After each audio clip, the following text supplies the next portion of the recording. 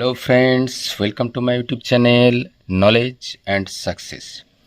আজ আমরা মাধ্যমিক 2026 এর পরীক্ষার্থী বন্ধুদের জন্য তাদের পশ্চিমবঙ্গ মধ্যশিক্ষা পর্ষদ থেকে দেওয়া টেস্ট পেপারের থেকে একটি গুরুত্বপূর্ণ স্কুল এর কোশ্চানগুলো নিয়ে আলোচনা করব।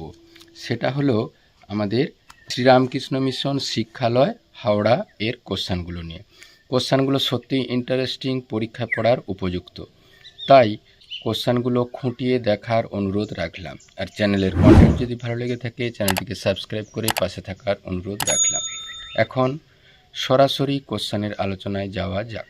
প্রথম দেখো আছে, কোনো মূলধন 10 বছরে দ্বিগুণ হলে বার্ষিক সরল সুদের হার। আমরা একবারে ধরে নিচ্ছি আসল সমান পি টাকা, আর যেহেতু দ্বিগুণ হবে তাহলে দ্বিগুণ হয়ে হবে কত, 2p টাকা। তাহলে সুদ হবে কত, সুদ যোগ আসল মাইনাস আসল করে p টাকা।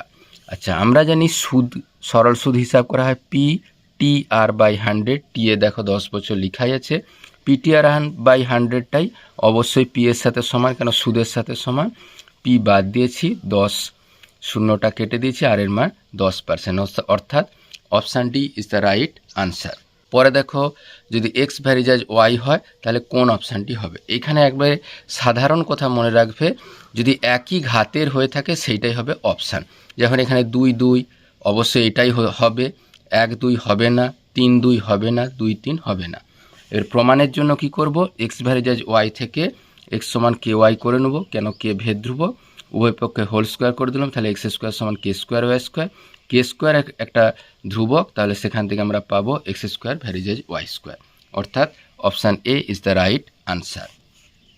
3 দেখো, দুটি বৃত্ত পরস্পরকে বহিঃস্পর্শ করলে বৃত্ত দুটির সাধারণ স্পর্শকের সংখ্যা।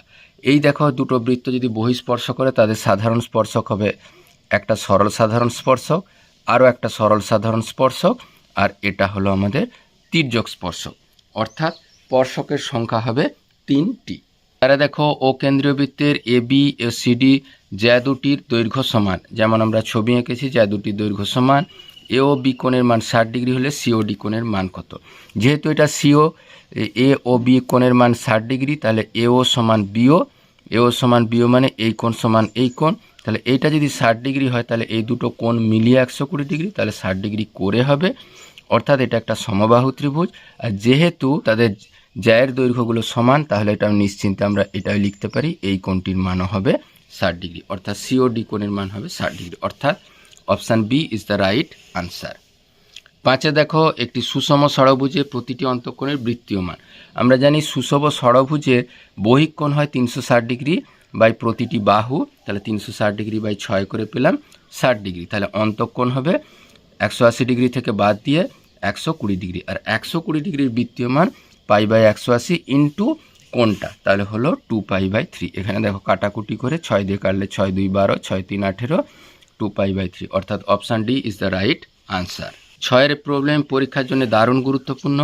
P1 plus P2 plus P3 করে ডট ডট করে P2 P20 পর্যন্ত সংখ্যার গড় 40। গড় মানে যোগ করে 20 দিয়ে ভাগ, কেন 20টা সংখ্যা, সেটাই 40। তাহলে আমরা পেলাম P1 plus P2 plus P3 করে P20 পর্যন্ত যোগ এই 20 গুণ 40 করে 800। আমাদের হিসাব করতে হবে P1 প্লাস 6 P2 প্লাস 6 এরকম করে P20 প্লাস 6 এর গড় কত।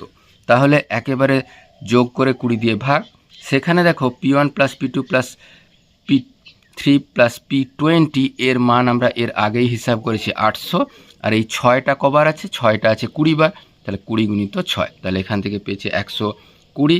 তাহলে এই 800 যোগ 120 920 বাই 2, সেরকম করে ভাগ করে পেয়েছি 46, অর্থাৎ option B is the right answer. 2 দাগের প্রবলেম, শূন্যস্থান পূরণগুলি দেখো। এক ব্যক্তি 100 টাকা জমা রেখে 2 বছর পর সব মূল চক্রবৃদ্ধি পেলেন 121 টাকা, বার্ষিক সরল সুদের হার। আমরা জানি সমূল চক্রবৃদ্ধি কি হিসাব করতে হয়, P into 1 plus R by 100 whole to the power N. যেখানে পি হলো আসল, দেখো আসল 100 টাকা বলাই ছিল, তাহলে 100 প্লাস 1 বাই আর বাই 100, আর তো জানা ছিল নি, ক বছর 2 বছর, এনের জায়গায় আমরা 2 বসি, সমান 121। তাহলে 1 প্লাস আর বাই 100 তার হোল স্কোয়ারের মান কত হবে, 121 বাই 100, সেটাকে লিখছি 11 বাই 10 হোল স্কোয়ার, উভয় পাশে বর্গ মূল করে দিলে পাবো 1 + r/100 = 11/10। তাহলে r/100 এই 11/10, এই একটা যখন মাইনাস হয়েছে তাহলে -1, তাহলে যোগ বিয়োগ করে পেয়েছি 11 - 10/10 মানে 1/10। তাহলে এই আর এর মান এই 100টা গুণ হয়ে 100/10 করে পেয়েছি 10, অর্থাৎ সুদের হার হলো 10%। এবিসিডি একটি বৃত্তস্থ সামান্তরিক হলে এ কোণের মান, আমরা জানি বৃত্তস্থ সামান্তরিক সবসময় আয়তক্ষেত্র হয়। যদি আয়তক্ষেত্র হয়, আয়তক্ষেত্রের প্রতিটি কোণের মান 90 ডিগ্রি, তাহলে এ কোণের মান হবে 90 degree. cos square theta minus sine square থিটার মান যদি 1/x হয়, তাহলে cos to the power 4 minus sine to the power 4 এর মান, আমরা জানি এটাকে আমরা a square minus B square করে ভেঙে নিতে পারি, কেন এটা cos স্কোয়ার থিটার হোল স্কোয়ার আর এটা সাইন স্কোয়ার থিটার হোল স্কোয়ার। এই তাহলে a স্কোয়ার মাইনাস বি স্কোয়ারের সূত্র এই a minus B into a plus B, এই a মাইনাস বি এর মান দেখো 1/x লেখা আছে, আর আমরা জানি cos square theta plus sign square থিটার মান হয় 1, তাহলে 1/x হলো সঠিক উত্তর। 4 দাগে দেখো একটি নারকেল গাছের উচ্চতা 10 মিটার, গাছটির গোড়া থেকে 10√3 মিটার দূরে কোনো বিন্দু থেকে গোড়ার উন্নতি কোণ। তাহলে এইখানে নারকেল গাছ BA হলো নারকেল গাছ, BC হলো তার গোড়া থেকে কোনো একটা বিন্দুর C বিন্দুর দূরত্ব, সেইটাই 10√3। আমরা দেখো এই নির্দিষ্ট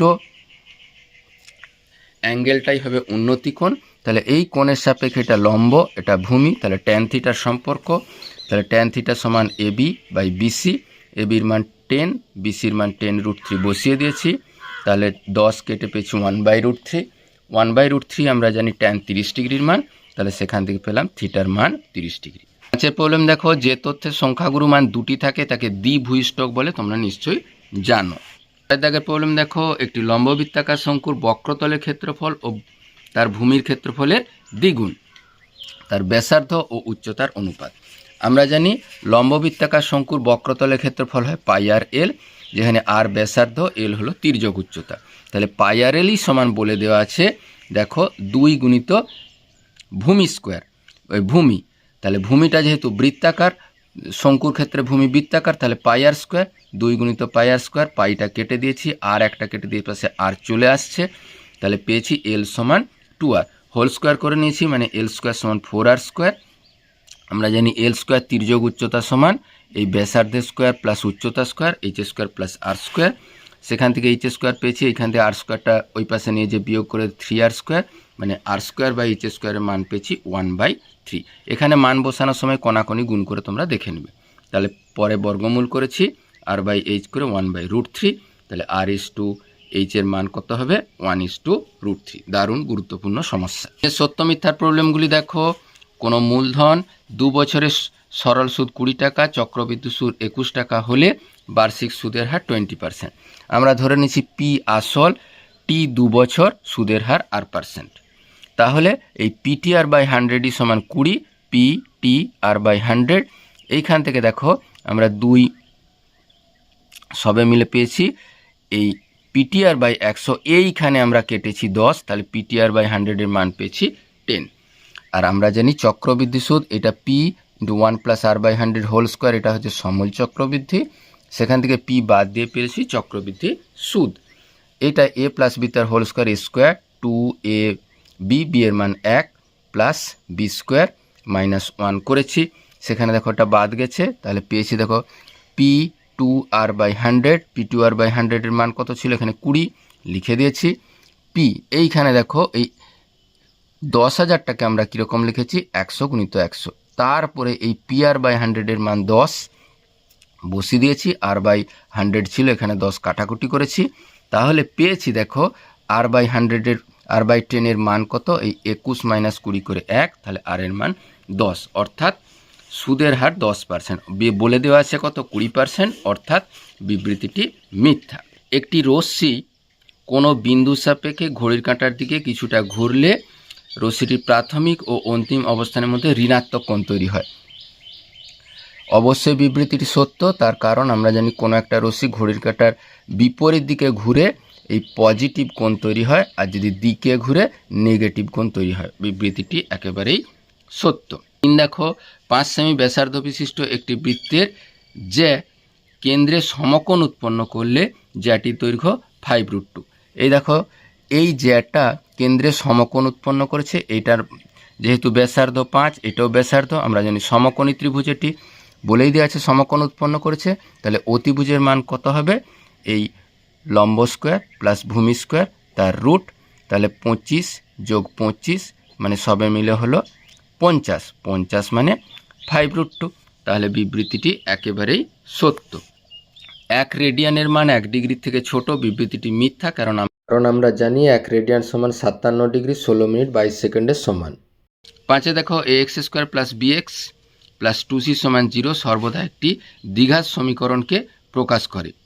দেখো এটা কখনো দ্বিঘাত সমীকরণকে প্রকাশ করবে না, তার কারণ এটিকে দ্বিঘাত সমীকরণে প্রকাশ হতে হলে অবশ্যই a ≠ 0 এই শর্ত থাকতেই হবে, অর্থাৎ বিবৃতিটি মিথ্যা। কারণ a ≠ 0 যদি না হয়, a যদি 0 হয়ে যায় তাহলে কিন্তু এটা একঘাত সমীকরণকে নির্দেশ করবে।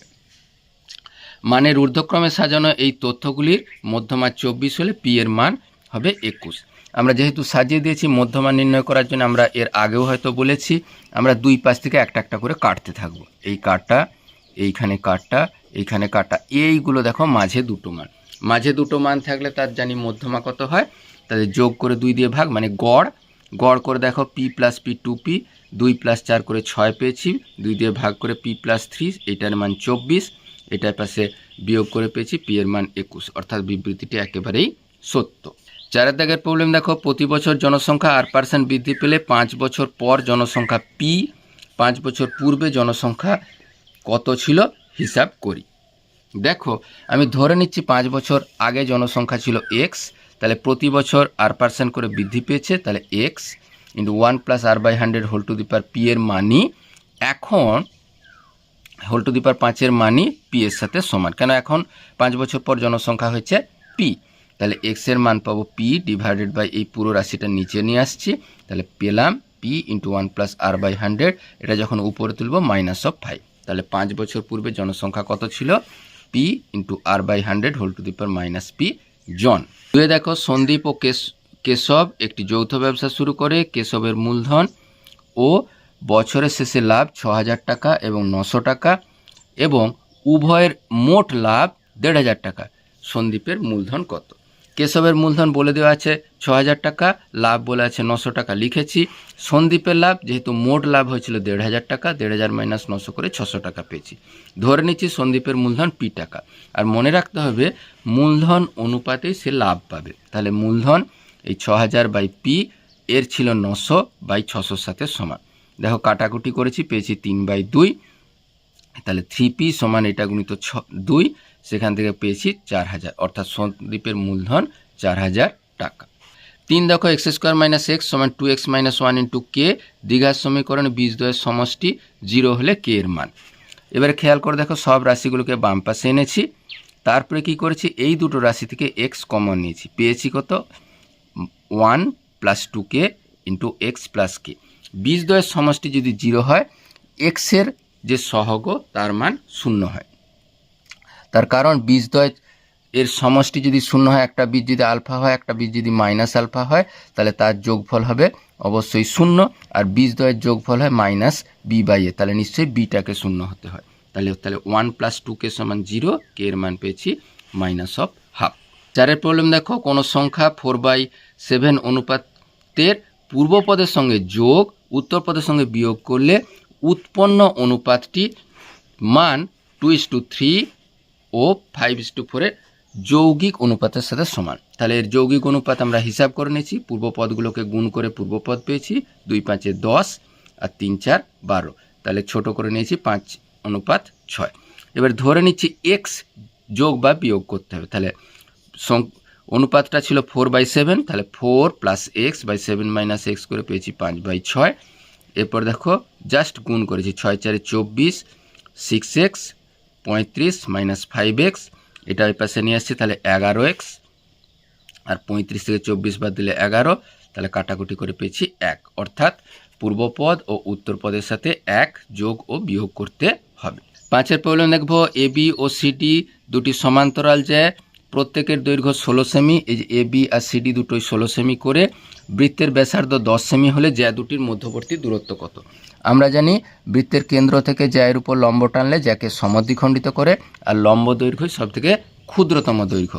তাহলে এইটা যদি এ বিটা 16 সেমি হয়, কিউ বি বা এ কিউ এর মান হবে 8, আর ও বি যেহেতু ব্যাসার্ধ 10 সেমি বলা আছে, পিথাগোরাসের ফর্মুলা অনুসারে ও কিউ স্কোয়ার বা ও কিউ এর মান আমরা কত পাবো? ও কিউ এর মান পাবো এই অতিভুজ স্কোয়ার মানে 10 স্কোয়ার মাইনাস 8 স্কোয়ার করে পেয়েছি, 100 মাইনাস 64 করে 36 মানে 6, অর্থাৎ এই পি কিউ এর মান কত হবে? এইটাও নিশ্চয়ই 6 হবে একই পদ্ধতি অনুসারে। তাহলে 6 যোগ 6 12 সেমি। 6 প্রবলেম দেখো, ও কেন্দ্রীয় বৃত্তের ব্যাসার্ধ ও কিউ ও ও আর এর মধ্যবর্তী কোণ 150 ডিগ্রি। তাহলে এই ও কিউ আর ও আর এর মধ্যবর্তী কোণ 150 ডিগ্রি।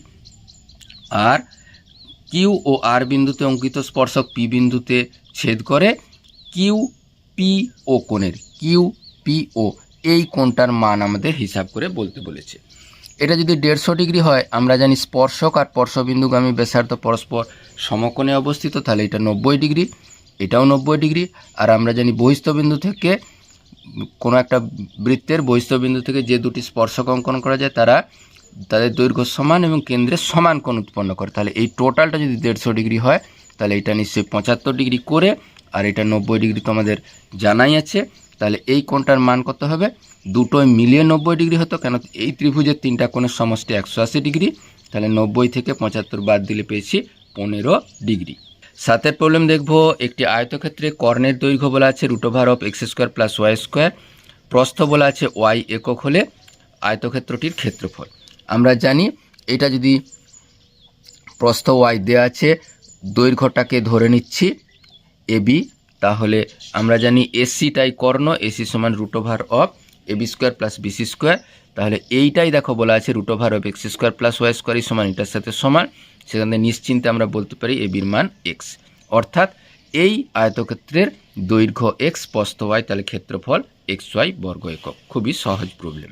এরপরে দেখো 8 প্রবলেম দেখো, একটি বৃত্তের ব্যাসার্ধ 28 সেমি, বৃত্তটির 5.5 সেমি বৃত্তচাপ দ্বারা সৃষ্ট কোণটির বৃত্তীয় মান। আমরা জানি সূত্র হিসাবে এস সমান আর থিটা, আর এর মান দেওয়া আছে 28 সেমি, আর বৃত্তচাপ এস সমান 5.5 সেমি, এস সমান আর থিটা বসিয়েছি, এস এর মান দেখো 5.5 বসিয়ে দিয়েছি, আর এর মান 28, একটু কাটাকুটি করে পেয়েছি 11 এই পুরো মানটা। এরপরে দেখো লব হরে আমরা 2 দিয়ে গুণ করেছি, এই 2 গুণ করেছি, এই টোটালটার মান পেয়েছি 22। এবার এইটাকে গুণ করে 7 গুণ 4, এই দুটো মিলে 4, এটা 7 গুণ 4, তাহলে এই 22/7 এখানে আলাদা করে লিখেছি, তাহলে এখান থেকে 4 এখান থেকে 4 পেয়েছি, তাহলে π/22/7 মানে পাই, তাহলে π/16, অর্থাৎ কেন্দ্রীয় কোণের মান π/16 রেডিয়ান। এর প্রবলেম দেখো, tan 50 ডিগ্রির মান p/q হলে cos 40 ডিগ্রির মান। এই tan 50 ডিগ্রিটাকে আমরা পূরক কোণের কোণানুপাতে ভেঙে নিয়েছি, তাহলে tan 90 ডিগ্রি মাইনাস 40 ডিগ্রি মানে পেয়েছি cot 40 ডিগ্রি, cot 40 ডিগ্রির মান p/q। তাহলে আমরা জানি cot থিটা সমান ভূমি বাই লম্ব, তাহলে p এর মান একদম সরাসরি লিখছি pk, k যেহেতু একটা ধ্রুবক রাশি, আর লম্ব ধরছি qk, তাহলে অতিভুজ হবে কত? লম্ব স্কোয়ার প্লাস ভূমি স্কোয়ার, তাহলে কে স্কোয়ারটা রুটের বাইরে আসলে কে ইন্টু √p² + q², তাহলে সেখান থেকে cos 40 ডিগ্রির মান পাবো কত? ভূমি বাই অতিভুজ, ভূমির মান দেখো pk divided by k into √p² + q², কে কেটে যে p/√p² + q²। 10 দেখো সমান ব্যাস এবং সমান উচ্চতা বিশিষ্ট নিরেট লম্ববৃত্তাকার চোঙ, নিরেট শঙ্কু, নিরেট গোলকের আয়তনের অনুপাত। যদি এরকম কিছু থাকে একটা সুন্দর করে ছবি এঁকে নিলে, ব্যাসার্ধ ধরে নিচ্ছি আর, তাহলে উচ্চতা দেখো এই টোটালটাই হচ্ছে সবার ক্ষেত্রে উচ্চতা। এই টোটালটা আসলে কি? এটা যদি ব্যাসার্ধ হয়, টোটালটা হচ্ছে ব্যাস মানে 2r, তাহলে একেবারে লিখে দিচ্ছি ব্যাসার্ধ আর, উচ্চতা প্রত্যেকে 2r। আর আমরা জানি চোঙের আয়তন কত হয়? πr²h, শঙ্কুর হবে কত? π1/3 πr²h, আর গোলকের হবে 4/3 πr3। সবাই দেখো পেয়েছি এই 2πr3, 2/3 πr3, 4/3 πr3, πr3 বাদ দিয়ে 2 অনুপাত 2/3 অনুপাত 4/3, 3 দিয়ে 2 দিয়ে ভাগ করে 3 দিয়ে গুণ করে 3:1:2। 11 প্রবলেম দেখো 22 গুণিত 8 সেমি মাপের একটি আয়তকার কাগজকে দৈর্ঘ্য বরাবর বাঁকিয়ে একটি লম্ববৃত্তাকার চোঙ তৈরি করা হয়। চোঙের আয়তন এইটা দৈর্ঘ্য বরাবর বাঁকিয়ে দেওয়া হয়েছে, মানে এইভাবে ঘুরিয়ে একটা শঙ্কু চোঙ তৈরি করা হয়েছে। তাহলে ধরে নিচ্ছি চোঙের ব্যাসার্ধ আর, তাহলে এইটাই হলো এই চোঙের ক্ষেত্রে তার পরিধির সাথে সমান। তাহলে 2πr এর মানই 22-এর সাথে সমান, সেখানে কাটাকুটি করে পেয়েছি আর এর মান 7/2। তাহলে চোঙটির আয়তন πr² ইন্টু এইচ। এইচটা দেখো এই আমাদের আয়তক্ষেত্রের প্রস্থের সাথে সমান, তাহলে সবে মিলে গুণ করে পেয়েছি 308 ঘন সেমি। 12 প্রবলেম দেখব একটি পরিসংখ্যা বিভাজনের সংখ্যাগুরু মান 22, f1 মান f2 f0 h এর মান দেওয়া আছে, সংখ্যাগুরু শ্রেণীটা হিসাব করতে হবে। এইটা কিন্তু একটা স্পেশাল টাইপের অঙ্ক, এর আগে আমরা করিনি। সংখ্যাগুরু মান 22 দেওয়া আছে, সব তথ্যগুলো লিখে নিয়েছি। আর আমরা জানি সংখ্যাগুরু মান সমান l plus f1 minus f0 by 2f1 minus f2 minus f0 into h। তাহলে l সব মানগুলো আমরা বসিয়ে দিচ্ছি, 22 minus 16, 2 into 22 minus 16 minus 13 into 5 l। এইভাবে 6×5 6, 22 44, 44 থেকে এই 29 বাদ দিয়ে পেয়েছি 15, 3 আর 2 কেটেছি, তাহলে 2/3 করে পেয়েছি সবে মিলে 2। সবে মিলে দেখো এখান থেকে পেয়েছি এল এর মান এই 22 মাইনাস 2 করে পেলাম 20। তাহলে এই এল মানে সংখ্যাগুরু শ্রেণীর নিম্ন শ্রেণীর সীমানা। তাহলে আবার দেখো বলা আছে 5 মানে শ্রেণী দৈর্ঘ্য, তাহলে অবশ্যই সংখ্যাগুরু শ্রেণীটা হবে এটা নিম্ন সীমানা যোগ উচ্চ সীমানা, মানে 20 25। 4 দাগের প্রবলেম দেখবো একটি জমির দাম প্রতি বছর সমহারে বৃদ্ধি পাচ্ছে। 5 বছরে জমির দাম বর্তমান মূল্যের দ্বিগুণ হবে, কত বছরে সেটা 8 গুণ হবে। একদম সহজ অঙ্ক, ধরে নিচ্ছি জমির দাম x টাকা, প্রতি বছর 8% হারে বৃদ্ধি পায়। 5 বছর পরে জমির দাম হবে x into 1 plus r/100 whole to the power 5 টাকা। সেইটাই সমান দেখো 2x এর সাথে সমান, পেয়েছি 1 plus r/100 whole to the power 5 সমান 2। মনে করি n বছর পর জমির দাম 8 গুণ হবে, তাহলে x into 1 plus r/100 whole to the power n সমান 8x। তাহলে এক্সটা বাদ দিয়ে পেয়েছি 1 plus r/100 whole to the power n সমান 8। 8 সমান আবার 2q, 2 এর মান আছে 1 plus r/100 whole to the power 5 whole cube, মানে আমরা পাচ্ছি 1 plus r/100 whole to the power 15। অতএব n সমান 15, অর্থাৎ জমির দাম 15 বছরে 8 গুণ হবে। দেখে 2 দেখো সোহম ও কার্তিক যথাক্রমে 60,000 টাকা 75,000 টাকা মূলধন নিয়ে একটি ব্যবসা শুরু করে। 4 মাস পর সুজিত 40,000 টাকা দিয়ে ব্যবসাতে যোগদান করে। সোহম ও কার্তিক সেই টাকা তাদের মূলধন অনুপাতে তুলে নেয়। বছরের শেষে 19,575 টাকা লাভ হলে কে কত টাকা লভ্যাংশ পাবে। একদম সহজ করে আমরা করেছি। সোহম আর কার্তিকের মূলধনের অনুপাত 60,000 অনুপাত 75, ছোট করে পেয়েছি 4/5। 40,000 থেকে তুলে নিবে আনুপাতিক ভাগাহার হিসেবে 40,500 ইন্টু 4/9 করে 18,000 টাকা। তাহলে কার্তিক তুলে নিয়েছে, তাহলে এই মোট এত টাকা তুলে নেওয়া হয়েছিল, তার থেকে 18,000 বাদ দিয়ে 22,500 টাকা। অর্থাৎ সোহমের 60,000 টাকা 4 মাস খেটেছে, 60,000 মাইনাস 18,000 মানে 42,000 টাকা 8 মাস কেটেছে। 1 মাস হিসেবে তুল্য মূলধন 60,000 গুণিত 4 42,000 গুণিত 8, সেখানে পেয়েছি এই 5,76,000 টাকা। একইভাবে কার্তিকের 75,000 টাকা 4 মাস খেটেছে, 75,000 মাইনাস 22,500 যেটা তুলে নিয়েছিল সেটা 8 মাস খেটেছে। 1 মাস হিসেবে তুল্য মূলধন 75,000 গুণিত 4 52,500 গুণিত 8, পেয়েছি দেখো এই 7,20,000 টাকা। কিন্তু সুজিতের 40,500 টাকা মাত্র 8 মাস খেটেছে, তার তুল্য মূলধন 3,24,000 টাকা। অর্থাৎ সোহম, কার্তিক ও সুজিতের মূলধনের অনুপাত এই অনুপাত করে ছোট করে পেয়েছি 16:20:9। বছরের শেষে লাভ হয়েছে দেখো 19,575 টাকা। তাহলে সোহমের লভ্যাংশ পাবে 19,575, আনুপাতিক ভাগহার হিসেবে 16/16 যোগ 20 যোগ 9, তাহলে 19,575 গুণিত 16/45 করে পেয়েছি দেখো 6,960 টাকা। একইভাবে কার্তিকের লাভ 19,575 গুণিত 20/45 করে পেয়েছি 8,700 টাকা। সুজিতের লভ্যাংশ 19,575 গুণিত 9/45 করে পেয়েছি 3,915 টাকা। 6 প্রবলেম দেখবো, একটি প্রকৃত ভগ্নাংশ ও তার অন্যন্যকের অঙ্ক 9/20 হলে ভগ্নাংশটি নির্ণয় করো। দারুণই গুরুত্বপূর্ণ সমস্যা। আমরা প্রকৃত ভগ্নাংশ ধরে নিচ্ছি এক্স, মানে যার লব ছোট হর বড়, মানে অনেকটা এই 3/7 টাইপের। তাহলে 3/7 যদি প্রকৃত ভগ্নাংশ, তার অন্যন্যক 7/3, অবশ্যই 7/3 বড়। এইখানে সমীকরণ গঠনের সময় এটুকু ভালো করে লিখতে হবে যে এই যেহেতু এইটার মান বড় অন্যন্যকের মান, তাহলে 1/x - x এর মান 9/20, এক্স লসাগু করলাম 1 - x² সমান 9/20। আবার কি করলাম, এই 9x সমান 20 - 20x², সেটাকে নিয়ে বাম পাশে নিয়ে এসেছি, মানে 20x² প্লাস 9x - 20 সমান 0। 9টাকে লিখছি 25 - 16 করে, সবে মিলে দেখো পেয়েছি 4x + 5 × 5x - 4 সমান 0। এই 4x + 5 থেকে পেয়েছি x এর মান -5/4। এটা অসম্ভব, তার কারণ এটা প্রকৃত ভগ্নাংশ নয়। একইভাবে 5x - 4 সমান 0, x এর মান 4/5, অর্থাৎ নির্ণেয় ভগ্নাংশ হবে কত, 4/5।